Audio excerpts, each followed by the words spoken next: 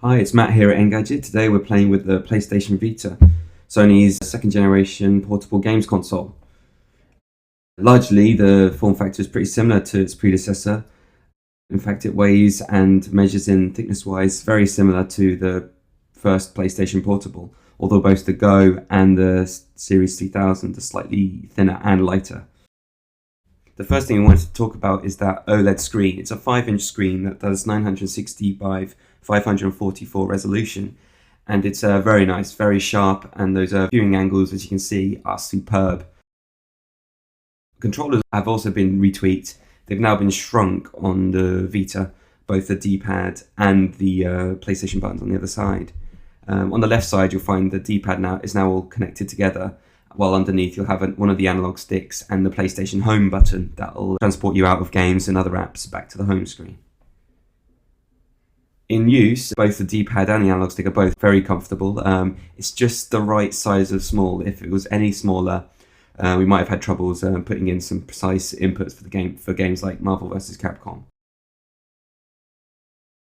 On the second side, you'll find the second analog stick, which again is it's got a suitably tactile rubberized finish to it.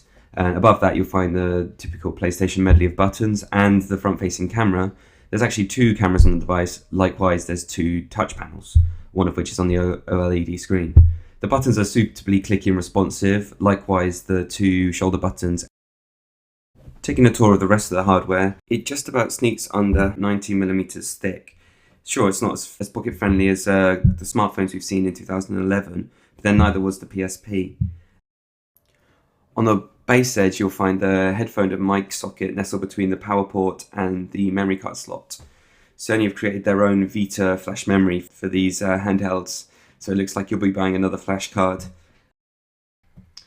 The power port is also a proprietary one from Sony, and it'll double up as the data connection with PC and your PlayStation. You'll be seeing that a lot because that battery is going to need charging. Moving along to the left edge, you'll find the access point for the 3G SIM. As you can see here, we've got a Japanese Docomo SIM. Unfortunately, it wasn't willing to play nice with the UK networks here, nor were any of our UK SIMs working well with the device.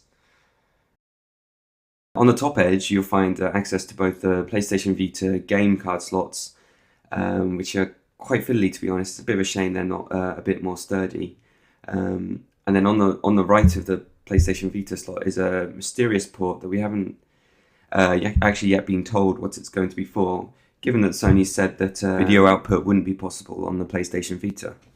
On the back, you'll find the rear-facing camera, the primary camera, and the large touch panel. Anyone hoping to substitute out their Digicam for this will be pretty severely disappointed. Well, it never promised to give us some smartphone-style features. We just expected more than these noisy pictures, especially when Sony has so many fingers in so many electronics pies. On either side of the patterned touch panel, there are two resting pads for your fingers, although we found our hands are a bit too big and our fingers often rested on the touch panel itself. The Vita's UI borrows heavily from the smartphone revolution that's happened since the original PSP. You can switch on the device and jump straight into a game. Similarly, from there, you can press the PlayStation button and that'll send you back out to the home screen.